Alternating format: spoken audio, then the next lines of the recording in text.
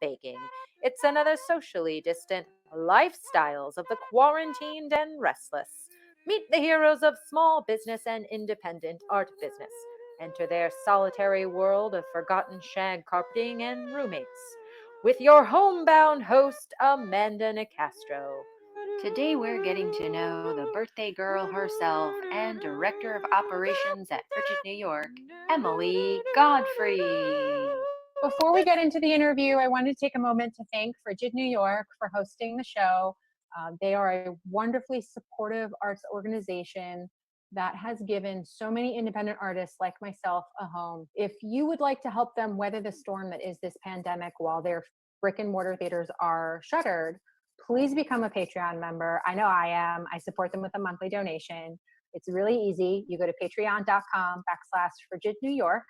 And you can get invites to virtual happy hours. And when the theaters open back up, you'll get tickets and drinks to shows, and they'll send you Penguin merch. So please help them out. They're an amazing arts organization, and we all want them to be here when this is all over, because they rock. Thank you. Hello, hello. Welcome to another episode of Lifestyles of the Quarantined and Restless. And today we have Director of Operations for Frigid New York, co-producer of Improvised Buffy, creator of TV Tuesdays. And today, the day this episode airs, happens to be her birthday. Welcome, Emily Godfrey. Hello. Thank you for having me. That's a round of applause. I can feel it. I stole that joke from someone and I don't remember who. Teacher, because my kindergarten teacher was super into that. It might have been. I used to teach creative drama classes for pre-K and kindergarten, so it might have been from that. So yeah. About you? Yes, that's been a while though. Yeah, back at the Children's Theater of Charlotte in North Carolina. Learning so much already. Who's the interviewer here? So Emily, tell us a little bit about your role at Frigid. What do you do? How does the magic happen?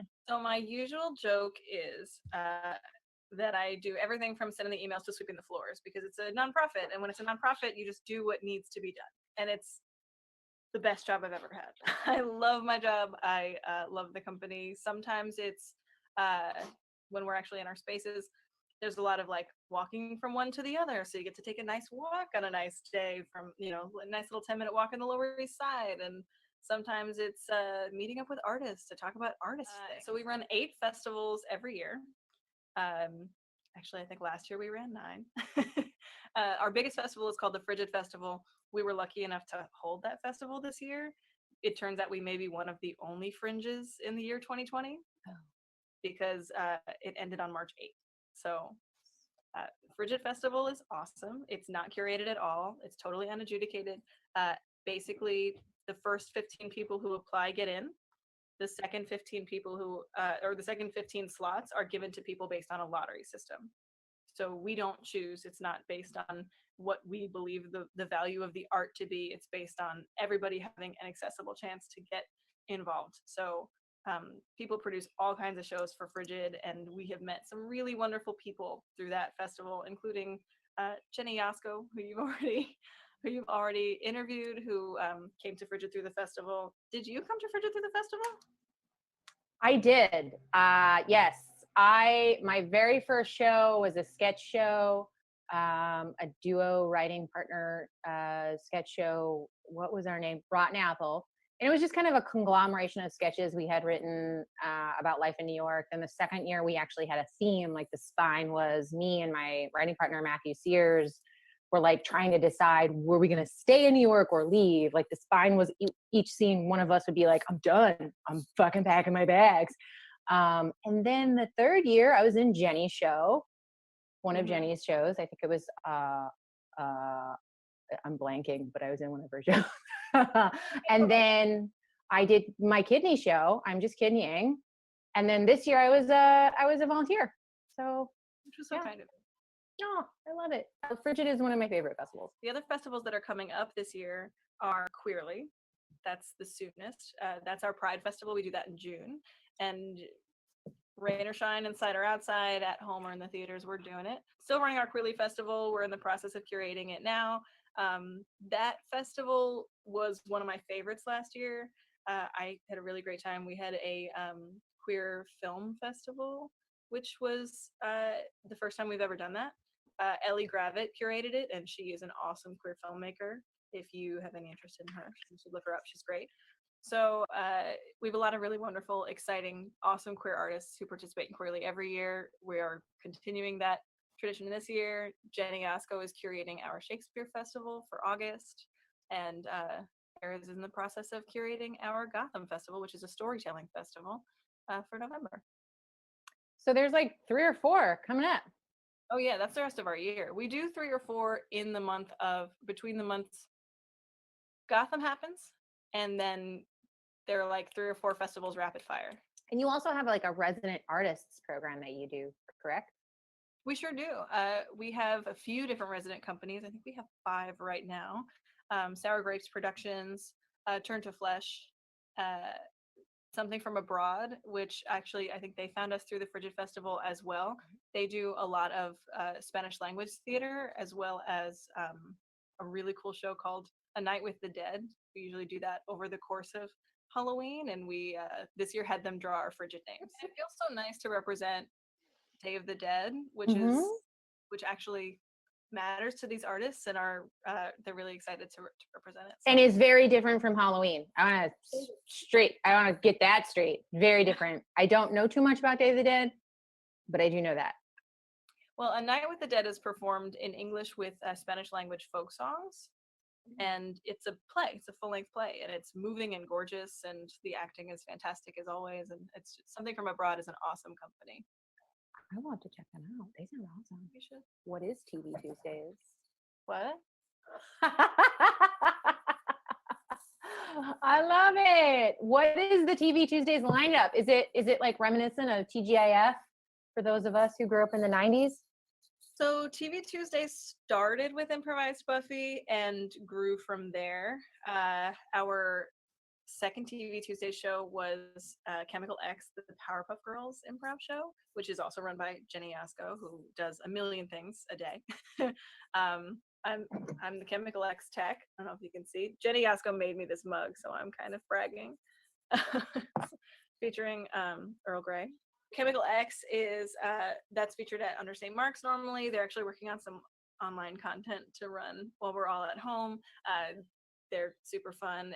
Both shows feature improvised fight scenes, improvised stage combat, which is a program that was created by Justin Harris. And Justin's program is really cool and a lot of fun.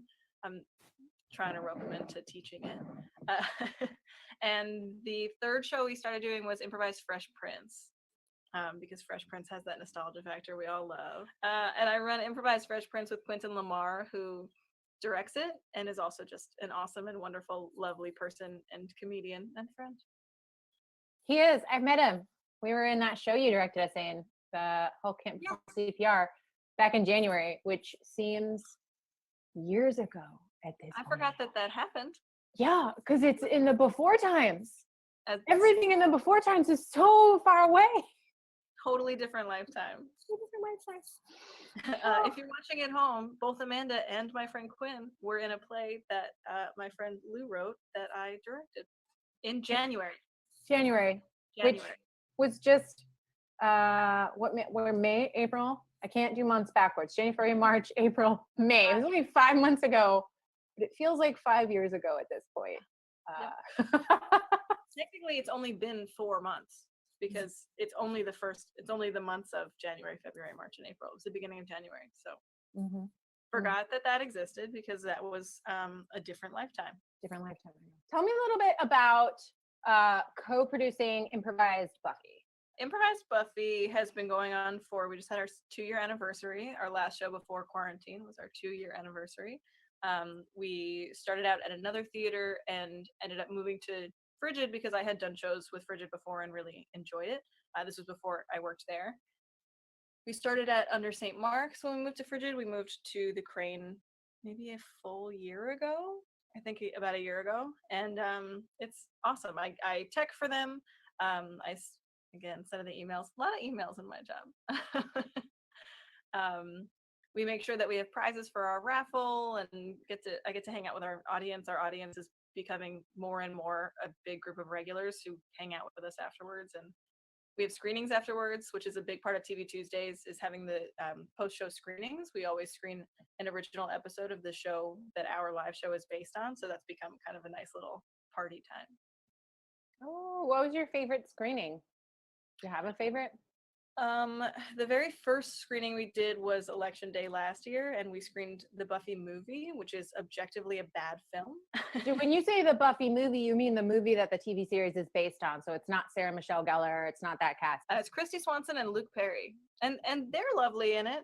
They're fine, but like the way she knows a vampire is near her is she gets menstrual cramps.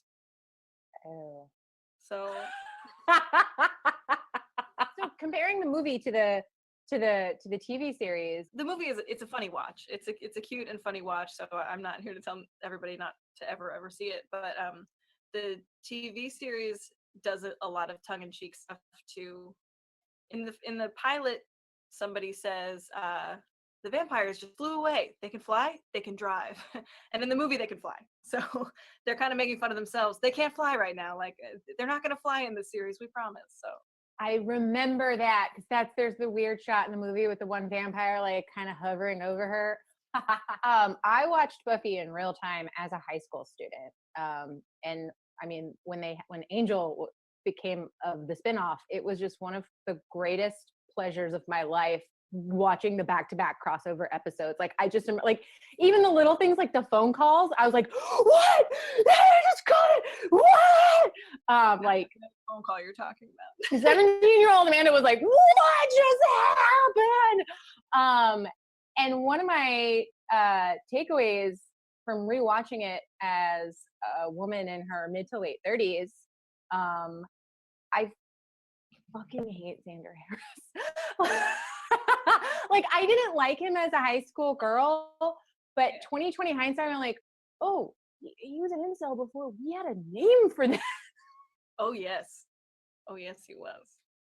And it's hard because you think, in my memory, he gets better. I did not have the privilege of watching it when it was on, actually, because I didn't think I was into that kind of thing. I don't know why. So I watched it in college, and I was still now I'm discovering things about it that I really didn't recognize in college, and I have a very different experience of having watched Angel because I didn't watch them in tandem.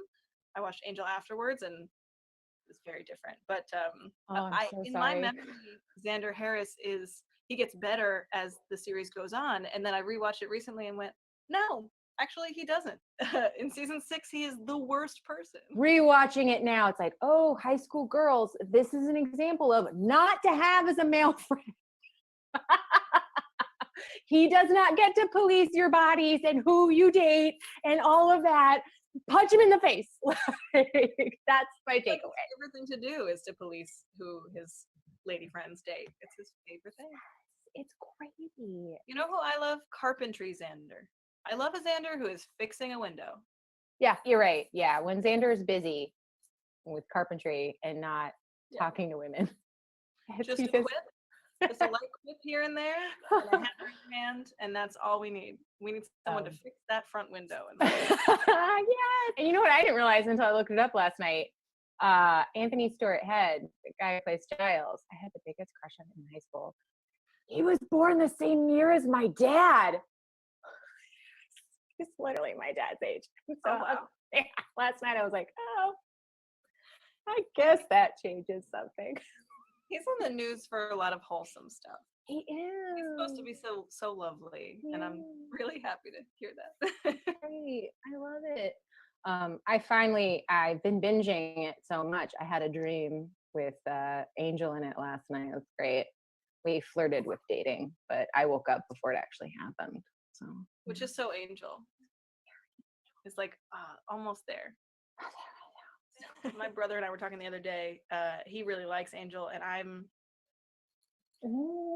love Angel. Angel isn't my first choice for a show to watch. I haven't watched it since I watched it through the first time. And the first time I was like looking to fill the Buffy void in my life when I finished that series the first time. So that was an unfair expectation to put on the show. But they also spoilers for Angel the series 20 years later, spoilers. Um, they murder the only two women on the show 2 episodes apart, so I really struggle with that. Did I just Right. for you? No, no. But now I know what you're. I mean, I've seen the whole series before, but I think I forgot that. But that's in the last season. In 2 episodes apart. Yeah. I yeah. I often wonder if there was supposed to be another season and there was going to be something more with I forget the demon's name who I often wonder that. I think that they were canceled. I really think there was going to be because it ends abruptly. But that's no excuse for murdering those characters. What I read was that Joss thought Joss thought that he was going to have another season and he was going to be able to bring Fred back instead of just keeping her Illyria. That's what I felt that, and it was over. Yeah. And the finale is a cop out. I struggle with Angel. There are some really lovely things, like getting Lauren was awesome. Getting more Cordelia was awesome. There are things on Angel that are great. Gunn is cool. Gunn is really cool. Like Super a cool. younger character who calls people on their shit. That's fun. That basically everything except for, I guess, Angel. And I liked Angel on Buffy. I don't know what it is. I think it just takes itself really seriously, the series. Oh, Angel is a much more serious series. But I'll agree. I love the character arc for Cordelia Chase. It's one of the nicer things, I think, in TV history. A remarkable character, top to bottom. Yeah. Good stuff. Yeah. Lovely arc. Lovely arc. Where are you living and who are you living with? What is a typical day in the quarantine lifestyle of you? So I am living on Long Island right now. I let's get this straight. I live in Queens. I live in Queens. I love Queens. A little bit before the stay-at-home order, I came home like for the weekend. You know, in the very beginning, things were happening kind of strangely. It was different every day.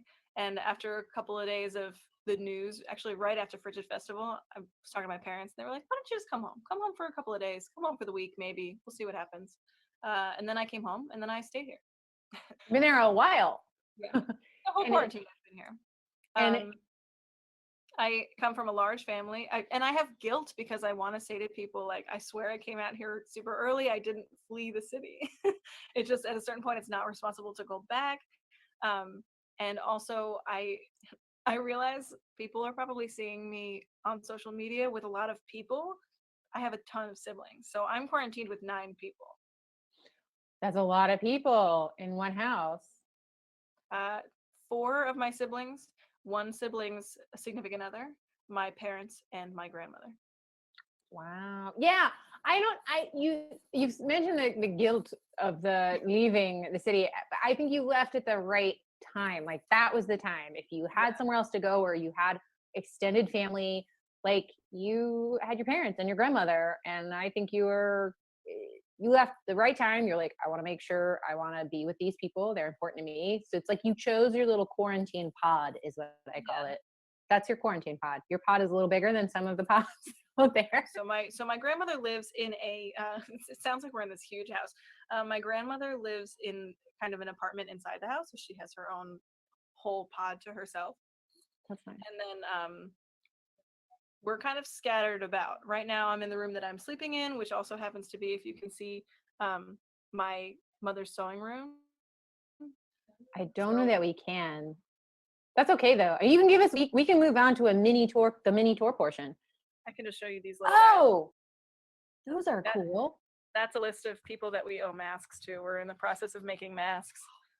So you are also running your own little mini mask quarantine making. That's awesome. There's a lot going on. We're on a lot of bandwagons. We're making bread. We're making masks. We're gardening. I planted a garden yesterday. I'm becoming a woman of the woods. A woman in the woods. My great grandmother actually had a very similar living situation with my grandmother. She had her own little apartment. Like she had like a separate kitchen and a separate bathroom and her room, and then it kind of, the door led into like what was like a family recreational room in the basement. And some of my fondest childhood memories are going downstairs and visiting Gigi, because she would do this thing. She always had lemon drops, but she wore dentures. And so before we got into the lemon drops, she would take her dentures out and she would do blah, blah, blah, blah, blah, blah, blah. And as a kid, I thought that was the most hilarious thing. This woman taking her dentures out. Blah, blah, blah, blah, blah. Anyway. How fantastic. That's so When you went out for the weekend, you took how many clothes with you? How many? I had like a backpack, like a duffel bag. You had a backpack, and you were living out of that backpack, duffel bag for what? 6 weeks? 4 weeks? How long have we? I've lost track. Right? It's time means nothing. And nothing has a tentpole. So I think we were here for a full 6 weeks before we decided to go get our stuff, some stuff. Because you also don't want to go with a car and get as much as you can and bring it back and then go home in a week. Like that's, so we did as long as we could. And we also, a couple weeks ago, there was discussion of it, but we were nervous. We don't want to, we're in a house full of people, and as many of us as there are, we really don't leave. I mean, there are houses where people are like still working or going out. Almost everyone in my house, except for my dad, is working from home. So we really don't have to go out for that. And then we have a very extensive, super germophobic system for going to the grocery store, and we're not going out otherwise under almost any circumstances. So we lived as long as we could on what we had, but we definitely did not want to be the people who went into Queens to get things and then brought a sickness back with us. So we finally went out yesterday. We packed the car to the extent that everyone had something on their lap. It's a lot of stuff.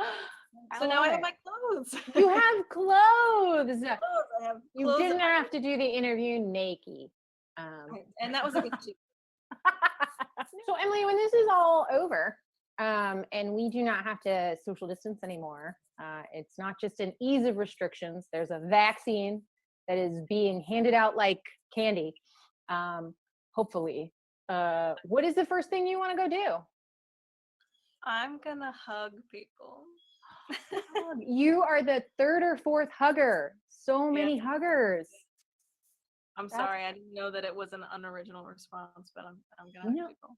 No, it's not unoriginal. No. No, it's a common theme of humanity. Yeah, it's a thing you miss. Human touch. No, I think it's I'm a very selective germaphobe in my regular life. Like there are people who would say that I am, who would say that I like wipe annoying things down or I think about it too much. But like, I shake hands, I hug people. Like there are things that just don't bother me. Some things are just like the cost of doing business, and that's what it feels like. Sorry, I was just distracted. No, that's okay. You have 9 people in that house. Obviously, there. A real authentic interruption. I have some nerve. This is my mom's sewing room. It was my mom. She's awesome. So I should have been like, you come and do whatever you want. So you have a week from today. You are streaming an improvised Buffy on, I'm going to check my notes, Tuesday, May 12th. And people can find that on Frigid New York's social media, Facebook Live and Vimeo, correct? Yes. We're going to be on Vimeo, Facebook Live, hopefully Frigid and Improvised Buffy's Facebook, but definitely be on one, if not both of those. Frigid is generous enough to give us all of their platforms, so we're using their StreamYard account so that we can brand all our stuff. We're using their Vimeo so that we can make sure everything is recorded and saved. So they've been really, really kind to continue to give us a platform. I know I'm biased because I work there, but I love them. They've been so great. Well, Emily, this has been delightful. Thank you so much for joining me for this interview. You have been delightful as always. Miss and love you. Miss and love you, and I hope that you have a fantabulous birthday. Thank you. Thank you very much.